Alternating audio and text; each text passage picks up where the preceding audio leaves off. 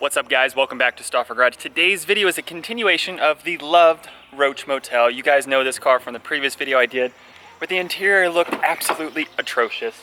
It's looking a lot better now, but as you guys can see, the door sills are looking a little bit yunky, so we're gonna go ahead and bust out the steam cleaner for those.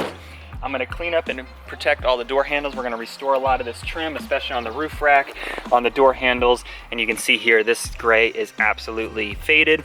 And then the headlights are gonna need a deep clean as well. We're gonna clear all those up. If you like today's video, make sure you hit the subscribe button below. Turn on notifications because this Roach Motel was an absolute disaster, but I have a car that I'm picking up, I'm hoping today after this video, that's gonna be even worse. It's gonna top this. So, without further ado, let's get started.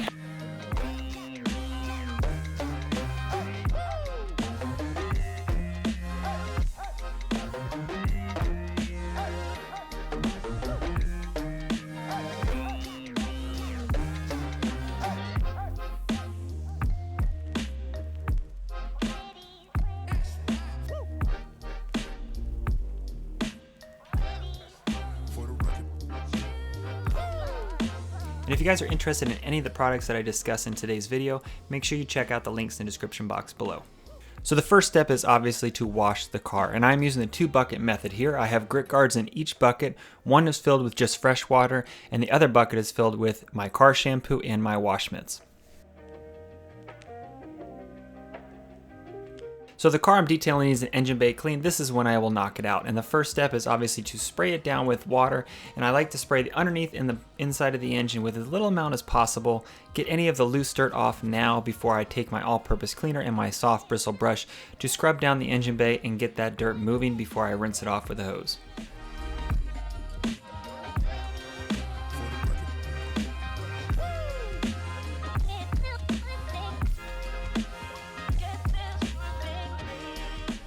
One thing I recommend is to undo your positive and negative cables of your battery, whether it's in your trunk, underneath the seats, or in the engine bay. Just undo power, take the battery out, whatever you need to do just to remove that from the circuit. That way you don't have to worry about any shorts.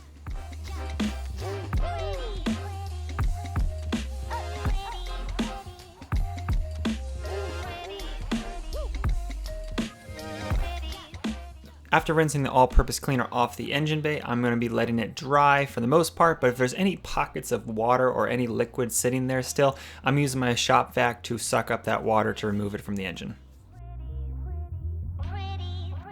Now that the engine bay is done, now it is time to rinse off the outside of the vehicle before we start using the 2-bucket method.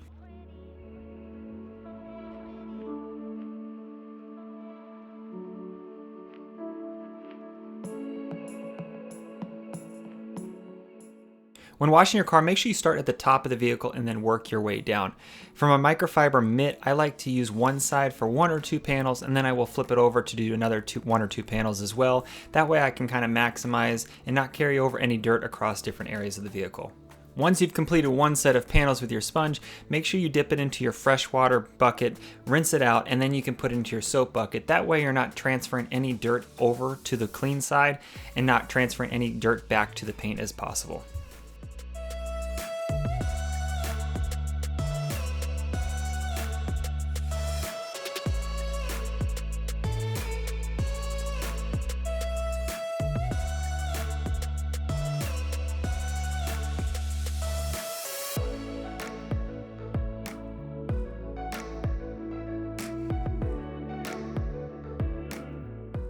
Once I've washed the upper portions of the vehicle, that is when I will go ahead and wash the bumpers, the front and rear, the different kick panels, and all the different side panels of the car that are on the lower portions that get the most dirt and grime collected on them.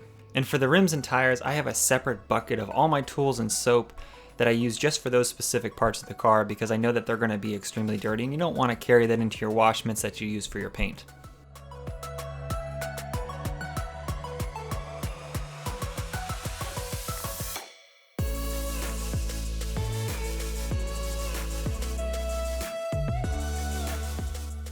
Now that the car is completely washed, go ahead and start at the top and then rinse your way down to get all the soap off the vehicle and any of that dirt that has been lifted to the surface of the car.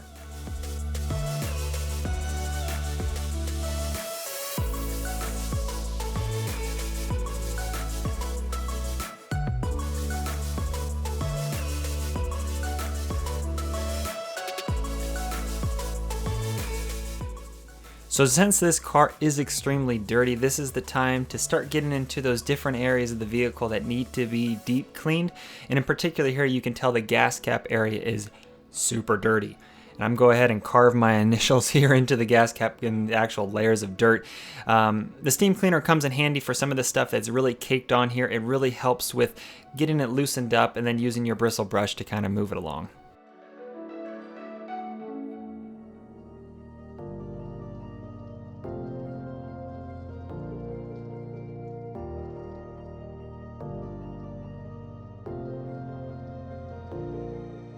This is one portion of the car that most people might overlook and not actually clean, but you spend a lot of time actually getting gas, filling up your car, and this is one of those areas that keeping clean and keeping any dirt from going into your fuel tank, and just from aesthetic standpoint, make sure you clean inside your gas cap.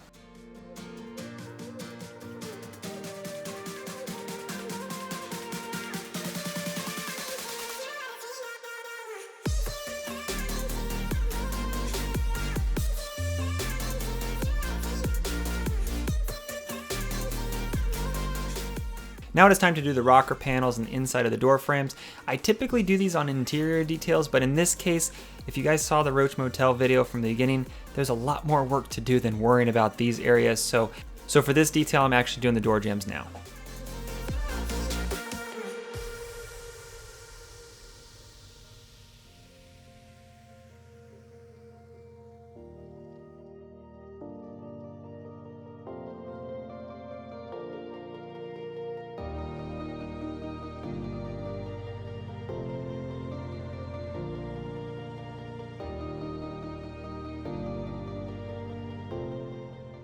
One thing I try to show is that steam cleaners are good for a lot of caked on dirt in certain portions of a detail, whereas an all-purpose cleaner might get the job done as well. So what I try to show is like a blend of both, and then also showing that in some cases, using both at the same time comes in handy. So in this case, you can see there's some grease that I can get off with the all-purpose cleaner, but then inside of the nuts and bolts in different areas that is hard to reach with just a rag, the steam cleaner will blow that dirt out and make sure that you can wipe it up after.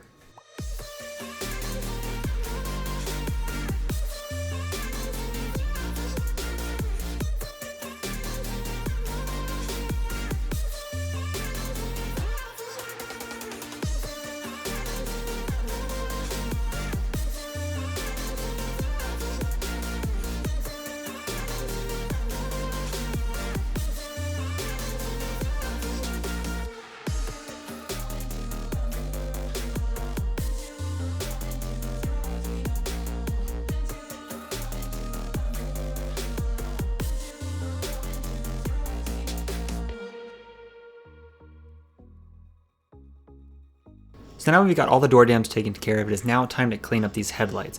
What I'm using is, this is my Harbor Freight polisher, an orange pad, and then I'm using the Sonax Perfect Shine, which is a great one-step polish for paint, and also it does a really good job with cleaning these headlights here. You can see after just one pass how well these things cleaned up.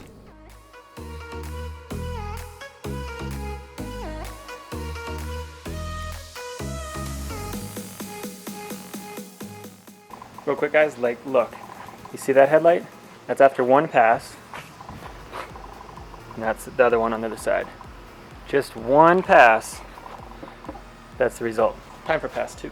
Now there's many ways to clear headlights, there's many coatings and many different things that you can do to clear them up, but this is just one way that you can do it quick and easy. It literally took me maybe 15 minutes to do both headlights, and it's a great one-step process just to get that haze and the yellowing off your headlights and increase the performance of your lighting.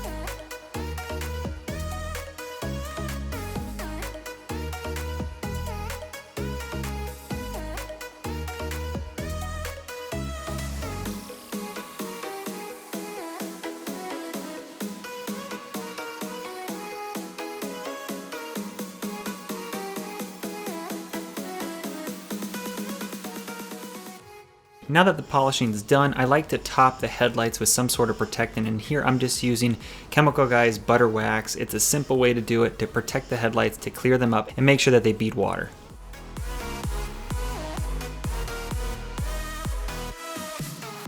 So for the exterior trim, I'm actually using Chemical Guys Silk and Shine. This is a product that I've used on every interior job. You guys hear me talk about this product all the time, but it also has a UV protectant in it, and it's great for outside as well. So I'm using it here on all of the gray trim, and I'm also gonna be using it on the tires as well for that flat, matte, deep shine that I like so much on the interior panels.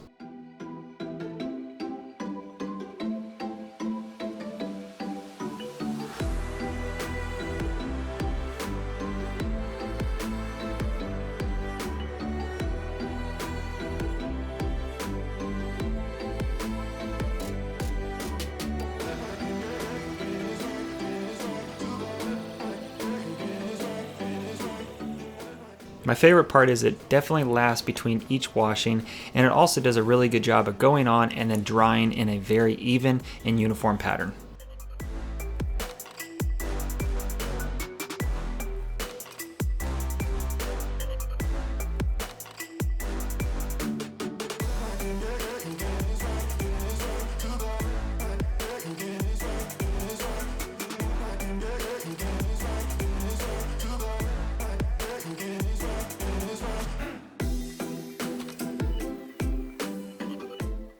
So for the door handle and the back trim, I'm actually using those foam brushes that you guys see me use on the inside.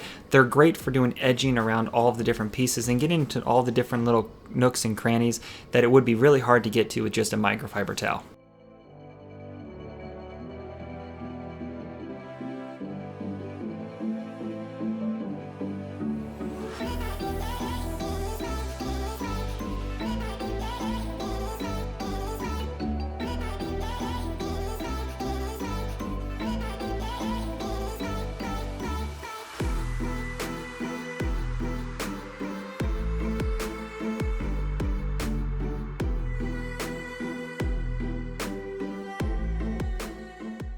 And for the engine bay, I'm using Silk and Shine as well. It is a great product all across the board for any plastic trim.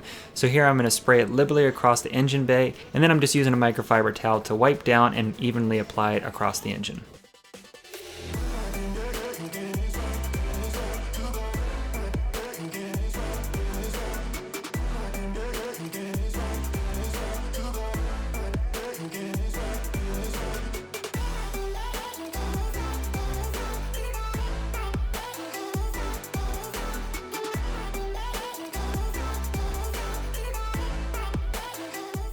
Sometimes for exterior windows, sometimes there can be a coating across them that needs to be cleaned off first, and here I'm actually just using a clay bar to remove any of those contaminants on the surface before following it up with invisible glass to clean off each window.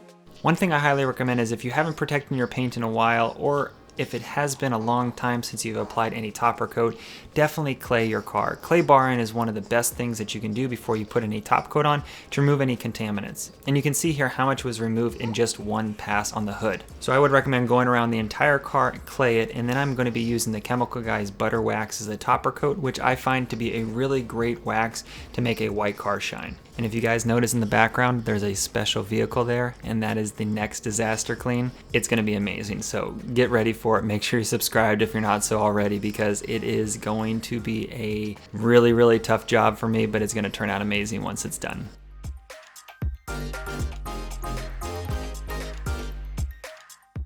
And here are the end results. The before and afters speak for themselves of how well this car has turned out. And you guys also know that the interior was one heck of a job. So if you haven't seen the interior detail of this car, make sure you go check it out. It is going to definitely be worth watching because it was Roach Motel, hashtag Roach Motel. That kind of explains enough of how bad it was.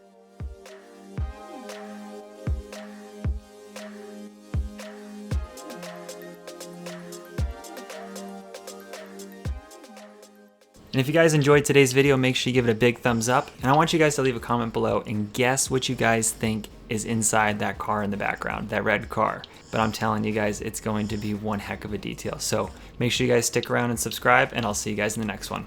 Bye guys.